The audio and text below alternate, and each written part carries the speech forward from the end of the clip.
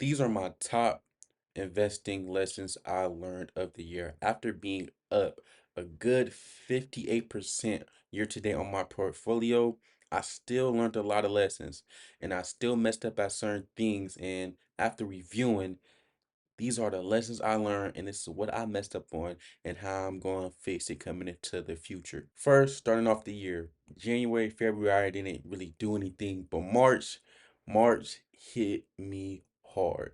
Going into March, I was down 43% year to date on my portfolio, and realizing that I was getting into calls and these stocks, right? I wanted these stocks to go up. So if call means going up, put means going down. So I was getting into a call on these stocks and I wanted it to go up, but you have to look at the overall indexes, right? Which is the S&P and the S&P 500 and the Nasdaq 100. In this case, they were going down, meaning they were bearish, and I was getting in certain stocks, and I'm getting in calls in certain stocks, and they were like the whole month of March was just bearish, and I was getting into calls. That's where I messed up at. These are all the things I got into in March. Like I said earlier, these I didn't win on any of these. I was down 43% coming into March. And you see how I'm getting into nothing but calls, calls, calls, calls. And these were elite contracts too. You see what the place I placed these trades in. And yeah, man, this was horrible, horrible trades. And I'm getting to why they were horrible trades, right? It ended up with me being totally down 43% during March, down 43% on my portfolio for the year. 43%.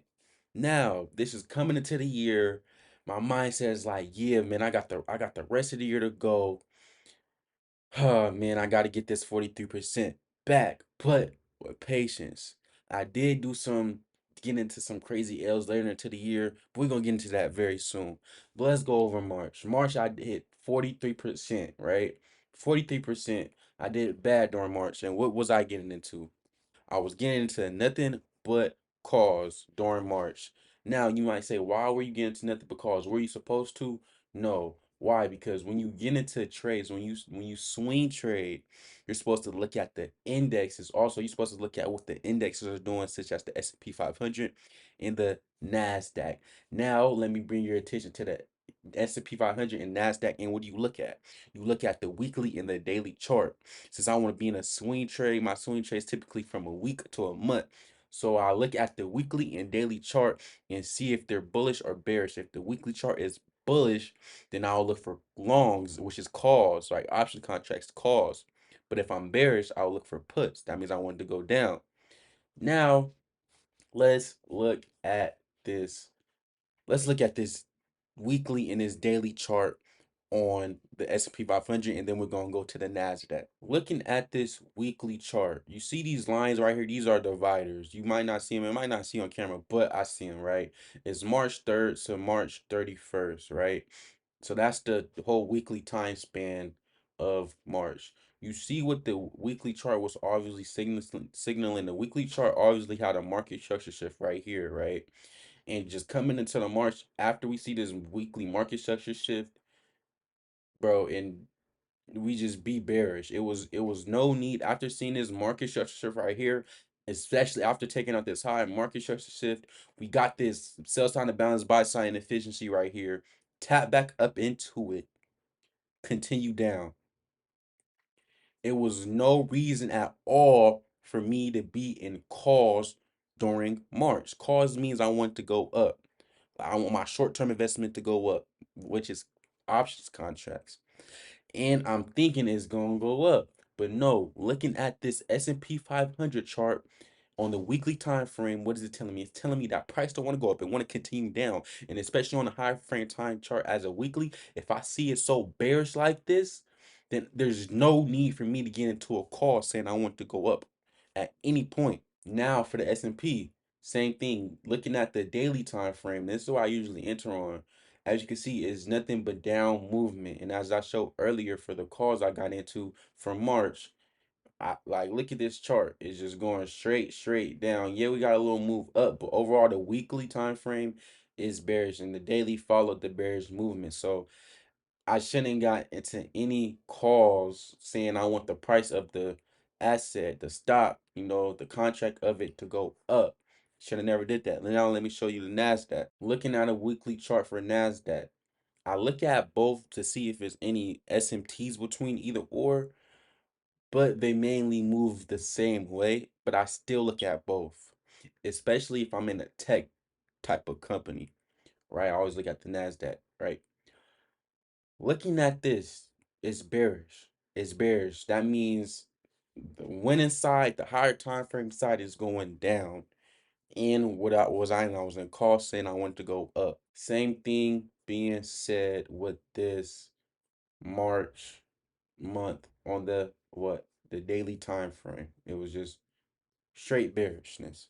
So that was just my basic explaining of March. For the third month coming into the year, hit me hard. It hit me hard, man. Down 43% year to date on the portfolio. Um, big lesson, man. And I'ma improve from it, Lord willing, that follow the weekly chart. And I want to be in for weeks, right? For like typically 2 to 4 weeks, like I said, right? If I'm looking at a weekly chart and a weekly chart on the big indexes such as the Nasdaq and S&P 500 are bearish, be bearish on that stock. If it's bullish on the weekly time frame, be bullish on the stock.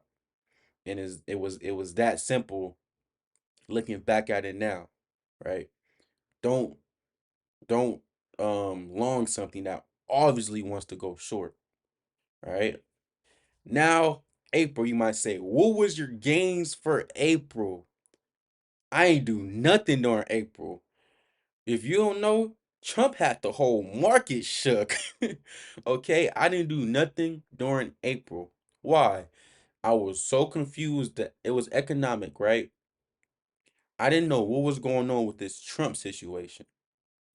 So I was like, I am not going to be touching the market. It's okay to not put capital inside the market. Patience is a position, okay? So for me, I was like, I'm not gonna do nothing. I'm gonna be patient and keep my capital where my capital is at, especially after getting hit for 43%. Then I see all this tariff stuff going on. It's driving the market all types of ways, but I know it's all market manipulation. But I was like, yeah, I'm gonna stay away from the swing trades. I ain't really gonna hop into nothing during the month of April because I seen after Trump did what he did on, I believe, April 2nd. I was like, I'm not getting into any type of swing trades. Now we get into the month of May. I'm like, okay, it's been a whole month passed by. Then Trump did what he did. Let me see what I could do with these swing trades. So let's get into the month of May. Right? I got a total of 4 trades. As you can see right here, KR, ABBV, HD, SPY. Now, May was a good month. I'm gonna show that. But you see this put right here? I should have never took this put because I'm going to show you the weekly and the daily chart on NASDAQ being what? It was bullish. So these calls were perfect for me to get in. But this put, I should have never gotten into that put because looking at a weekly and daily chart on the NASDAQ, it was bullish. Let me show you. So from those calls of me getting into, right? Me going based off the higher time frame buys, which was bullish, me getting into calls. This made me be up after losing that 43% in what March, came back May and made 16%.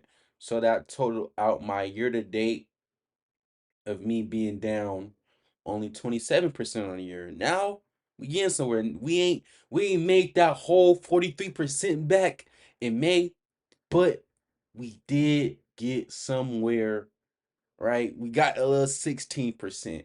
Okay.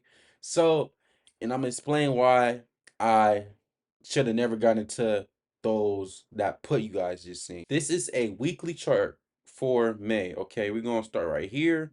these red dividers, as you guys see, May, it obviously was a up month. This was a bullish month. Like this was a bullish from the based off the time I got in those trades. You see this huge gap, but we got this market shift, right? Tap back into this volume imbalance. Then we go straight up for May. That put was stupid. I should have never gotten to that put. But I'm learning from my lesson. Looking back at it, I'm like, yeah, I should have never gotten to puts. That's okay. You live and you learn. I learned from that. Looking at a weekly chart, the weekly chart was overly bullish. Looking at a daily chart, you see these huge gap ups. Like it was no reason I should have gotten to that put. I'm on the S&P 500, but you obviously see looking at a daily chart also it should have been no reason I should have got into a into a put. Same thing, looking at the weekly for the Nasdaq 100, nothing but bullishness. Same thing, we're looking at a daily chart in May, nothing but going straight up. Going into June, we wrapped up May, going into June now. June, I took 7 trades, with 2 being calls and 5 being puts. But based off of me looking at the June Nasdaq 100 and S&P 500, I should have never gotten into those puts because the weekly chart and the daily chart was mad bullish. But since I had good risk management, the 2 calls I got into 5 puts and 2 calls. The 2 calls I got into made me have a good return for the month of June. And I kept my risk management very tight for the puts I got into during what? June, right? Now I should never got into those puts and I would have been looking at it, realizing I would have been crazy up. But let me show you. As you can see right here, it was put city CSCO put, NVIDIA put, QQQ put, Dash, DoorDash put. Now this hood call, this Tesla put, and then this IWM call. Now I was getting in puts during when you see this is June. I should have never gotten to puts. But with these calls, right?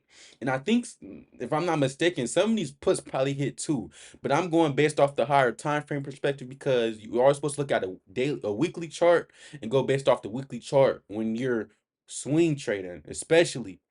And looking at the weekly chart, I should have never gotten to puts, even though some of these might have hit. I should have never gotten to puts for the month of June. Even though I got into those puts, bro, those 2 calls really had me good. And those puts, I think I hit on some of them puts too. But ultimately, for the month of June, I was up 26%. Now, I'm only you see year to date in June, I'm only down 0.03%. I'm basically break even on a year after being down 43% all the way in March. Now, bro, the average person probably would have been, man, I'm down 43%. Man, I'm done with this. My portfolio down 43%. I was like, man, I'm gonna push through because it was only March. And I was like, I know what I did wrong, bro. I looked at the charts. I was like, yeah, I know what I did wrong. Now look at June. Break base 0.03%, but that's break even on the year. Let's be honest. But it's still red though. It's still red. Now I'm finna show y'all the charts on why I say, man, I should have never gotten to these puts. Looking at a weekly chart, yeah, we did have 2 red weeks during the month of June. Ultimately, it was up though. I don't see no change in state of delivery that's bearishness to the downside or no market structure shift to the downside, but it was 2 bearish weeks. So ultimately, since I didn't see no market structure shift or no change in state delivery on a weekly chart, I should have remained bullish and never got into any type of put play. I only did calls. Looking at this daily chart for June, we go up, like straight up. Yeah, like towards here we did get this. No, that's not even a market structure shift. I'm tripping. But we did get this market structure shift from this swing low right here, but ultimately it went right back up because what? The weekly chart wasn't bearish. So if you see most likely when it's a daily market structure shift is most likely going back into a bullish, some type of bullish PD array off the weekly chart. And the weekly chart, most likely 9 times out of 10, probably is still bullish, right? So I wouldn't really had worried about this swing low. So yeah, that's why I said the puts I got into was what? It was kind of stupid of me, but I learned from my lesson. Same thing, but looking at the NASDAQ, obviously going up, weekly chart, not bearish at all. Same thing with this daily chart, just going straight up, bro. Yep. Coming into July. July, I didn't do anything. It was one of those another month where I'm a do my little day trades and I'm a put my capital not to play during swing trading. I'm not gonna deploy any capital. I'm gonna be patient with my capital. I ain't gonna do nothing. And yeah, man, those months just happened, especially after me coming all the way back after being down 43%. I was like, oh yeah, during July, I'ma chill out. But I did go into August looking into swing trading. And this is what I did in August. Going to August, I got into 5 trades, 3 being calls and 2 being puts. That made me 20%, which led to me being positive 20% year day on my portfolio. Looking at the weekly and daily chart for the S&P 500 and for the NASDAQ, I should have been cautiously bullish since the market kept hitting all-time highs and it was no retracement to a weekly PD array. I should have been ultimately cautiously bullish. That means I should have never gone into any type of puts. These are ultimately all the trades I got into: AMD call, Palantir call, Boeing, BA, I think that's BA put, McDonald's, this McDonald's call hit, and then this JPM put. So, and this was the times that I filled it, obviously in what, August. This is being up 20% year to date on the P&L for August. Coming to the S&P 500. Reason why I said I should have never got into any puts, and I really honestly should have stayed on the sidelines during August, because looking at it, this is a week, 1 week time frame on August on the S&P 500.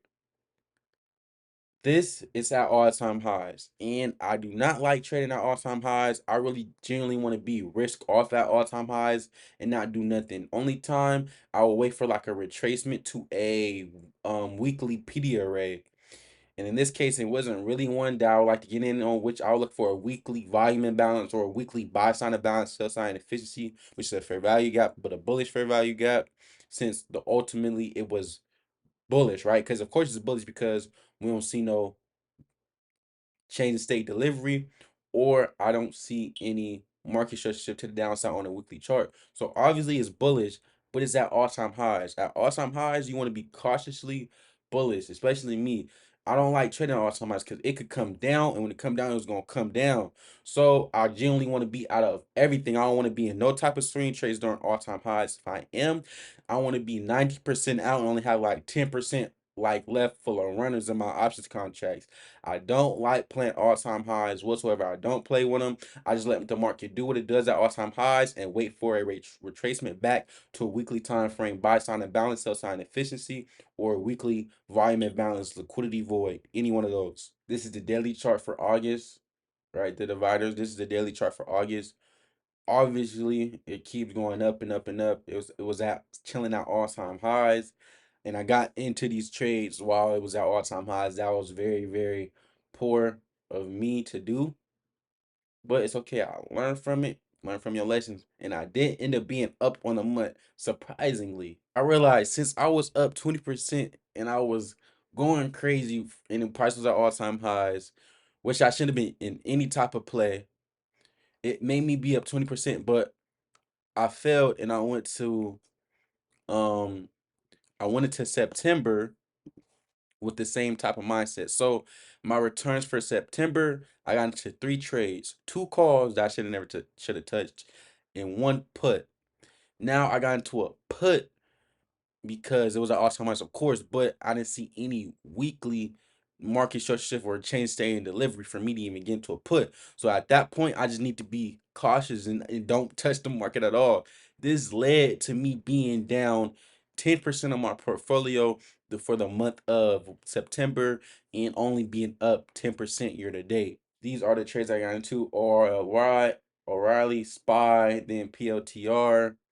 Yeah, man, got into one put in calls. This was just it was only 3 trades, but I don't care if it's only one trade or a trade and a half or a trade, 2 trades. I should have never, it was during a time where I should have never touched the market. And I'm gonna show you on the chart right here. This minor little, this not minor, this is major 10% drop in September. Looking at a weekly chart for September on the S&P 500, it was going just up, up, up. You see, is no retracement to any buy side imbalance, sell side inefficiency. No retracement to anything. We just kept going up, all time high, all time high, all time high. And at that point, I should have just been sitting back and not pressing any buttons, let the market do what it do when it comes to swing trading. And during this time, I should just got my little day trades in. This is the daily chart on the S&P 500. Like I said, just keep going up and up and up. Like, look at this daily, like all time high after all time high after all time high, all time high after all time high. I should have just didn't get into no swing trades at all. When markets are all time highs, don't do nothing. Get your little day trades in if you see the opportunity. But when it's on like this, bro, just don't do nothing at all. This is the weekly chart for the Nasdaq, same thing as the S&P. This is the daily chart for the Nasdaq for September. As you see, all time after all time, look at these huge gap ups. Like, I shouldn't be in no type of position at all, bro. Just let the market do what it do. Now for the month of October, I took 2 trades, right? And I ended up down 0.7%, which is close to like 1%. We could say 1% down on September. This month still being up. I still was up 9% on the year. I got into a GLD ETF play, which the trade was good. This GLD ETF play, the trade was, it was a good trade. It was just moving sideways. Then when I was in, I was like, why is it moving sideways? And I was starting to look at the dollar. So I compared the GLD to the dollar, and I was like, it wasn't adding up. So in that instance, I was like, I'm gonna just go risk off. I'm gonna cut the trade at where it's at for like a little minor L because it's just moving sideways. A lesson: when you enter a trade, you either want it to move straight to your stop loss or straight to your take profit. You don't want to see, especially when it comes to swing trading, because it will hit your contracts. These option contracts come to call theta. The longer you be in your trade, basically the longer time go against you. Even if you do buy like a week out or a month out contracts, time will go against you. So I'm looking at it. I'm in it for a week, 2 weeks. I'm like, it's just moving sideways, bro. I did not like it, and I did not want time to work against me. So I exited out the GLD play. Second being AMD.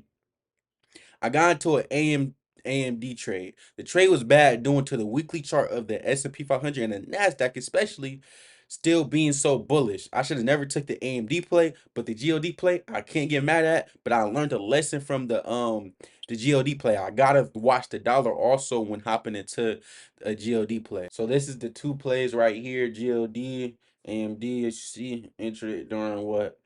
October. So as you can see right here, still up 9% during the month of October. Still up 9% year to date after taking a minor 0.7% loss on the month. Looking at the weekly chart, like I said, no, it was no reason for me to freaking get into a AMD put. Look at the weekly chart on the S&P 500. There's no change in state of delivery, or it's no market structure shift.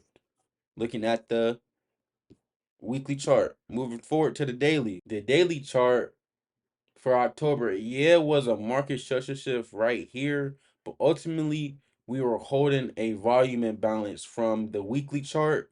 We're holding a volume imbalance, and it was a buy sign and balance, sell sign and efficiency. So therefore, it's like I'm not going short the weekly. I'm not going to get into a short based off a daily chart if I know the higher time frame, which is the weekly chart, is still bullish, and I make my entries I make my entries on a daily chart or a 4-hour chart, but my higher time frame bias is based off a weekly. So if a weekly is bullish, but a daily chart looks like it's bearish, I'm just gonna stick to my higher time frame bias, right? Because for this instance, the daily chart was coming into a weekly PD array. and the PD rate was a bullish PD rate, and it ended up respecting it because as you can see, we have this market shut shift right here. Yes, we tap into this sell sign of balance, buy sign efficiency, but ultimately this just has an inversion of it, goes still all the way up.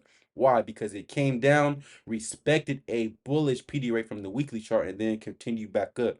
So therefore, this, yes, it was a market structure shift right here, but it wasn't the time to short the market. It wasn't smart. Looking at the Nasdaq October weekly chart from October, the whole month of October, yeah, you see, obviously was just respecting this discount wick right here and ultimately go up and up. You see this huge volume imbalance. It was no reason, especially getting into an AMD play. It was no reason to short and get into puts on the Nasdaq in the month of October. Looking at what next is daily chart. The daily chart for the month of October was what ultimately bullish. Yeah, like I said, it had this short term, this swing low right here. We had a market shut shift. Yes, tap back into for value gap. It ends up being an inversion of it going back up. Why? Because this candle right here, it came down and respected a weekly bullish PD array. Getting into the month of November, I got into 3 calls. These trades made me end up being down negative 11% on the month and down 2.6 year to date on my portfolio. I turned back red after freaking getting into these calls, bro. I turned back red on the year, down being down 2.6% on the year. It's November. I'm down 2.6%. Yeah, it's good, but I thank God, I praise God. It wasn't like what March, because March I was down 43%, right? So I'm only down what 2.6% on the year after taking an L for the month of November. But let me show you these calls. So these are the 3 trades I got into for the month of November that made me be down in red on the year and taking a 11% on a month. These were the trades APLD, RGTI, and then Rigetti again. As you can see right here, down 2% on the month. Reason why, looking at the NASDAQ 100 chart and the S&P 500 chart, it was bearish and it was at all-time highs. And I should have never gotten into calls while what price was at all-time highs. I should have never gotten into these. Looking at this S&P 500 chart for November on the weekly time frame, you see this right here. We generally was what we're literally right by all coming off all-time highs, and we'll look for it to retrace to what at least this volume imbalance. But you see, we obviously didn't respect it, so it wanted to go lower to this swing low. And it would looking at this weekly chart for November, it was just a bad time to get into calls. I got caught up in calls, and I end up what losing and being down. Also looking at this daily chart, we I think I entered on these plays while it was in a premium and what I want to sell in a premium buying at a discount. We obviously see that what we had this change in state of delivery right here. So yeah, man, just the daily chart was bearish too, and the weekly chart was bearish based off what it was at all-time highs. Now I should have been cautiously bullish. When I'm cautiously bullish, that means I don't need to be pressing any buttons at all, and I need to be on the sidelines. So therefore, I should have never gone into these 3 trades that led me to being down 2.6% and getting a huge hit of 11% on the month. Getting into December, I made 63% this month. That ended up with me being up around 58% year to date on my portfolio. So, in and out the portfolio, I was up year to date 58%. Now, I'm gonna get into the plays I got into during what? During the month of December that made me end up being good, right? Made me being up so much. Looking at these trades, looking at these trades, look at them, right? Now they were all calls. At this point, it's like the end of the year. After doing back testing and studying from the previous stuff that I did, I'm like, bro, here, this is my swing trade. I'm not gonna get any type of puts. I'm looking at the S&P 500 and NASDAQ chart. I'm seeing that they're both bullish. The weekly chart and the daily chart is what? Bullish. Is no need for me to get into puts. I'm like, bro, I'm not doing no stupid stuff. And mind you, at this time, I got into these trades. They was not at all-time highs either. So coming to the month of December, this, I'm gonna be honest, this trade really doesn't count. This Nvidia trade 186 doesn't count because I ended up at break even because I didn't like the Nvidia chart and the way it was moving. So I ended up cutting this break even. But the rest of these Palantir, PLTR, Hood, HOD, WDC was all good trades. Now let me show you me being up. As being up 58.4% year to date, having a 61% return for the month of December. These were good trades, bro. Good, amazing trades. You see the reward you get from taking good trades, getting the straight calls. But let me show you the S&P 500 and the Nasdaq for what? For the month of December. On the S&P 500 going into the month of December, you see this chart. This is obviously a bullish December. You see the dividers right here, right? From December 1st to the 29th on a weekly time frame. This is obviously a bullish chart, and it's bullish, and guess what? It's not at all-time highs yet. So therefore, I can go into a daily time frame when it comes to certain stocks, and I could look for a what? If the weekly time frame also on the stocks are bullish on the daily chart, I could go in and I could look for a what? A entry to get long. Why? Because the ultimately higher time frame is bullish as a such as a weekly chart, and then moving on to the daily. Looking at this daily chart for the S&P 500 for the month of December, you see, for when I was in those trades, I got out of them at the perfect time. Because for the most part of the month, for the beginning of the month, we didn't have a market structure shift until what? Until the December 12th. But ultimately, the whole month was bullish, and the weekly chart was bullish, so I wasn't tripping. And I was before this happened on December 12th, I was fully out of all my swing trades because they hit the prices I wanted them to hit on the chart. Looking at the Nasdaq on a weekly time frame, right? We are what? Ultimately, we are ultimately bullish. So again, that's why I got into what? I got into calls. And what? We weren't at all-time highs. So that was my perfect setup for calls. Ultimately, looking at a daily chart for the month of December, we were mostly bullish for the month of December until we had this market structure shift right here on December 11th. And like I said, I was mostly out of all my plays. So yeah, man, this ultimately ended up being a green year, a green month of December, right?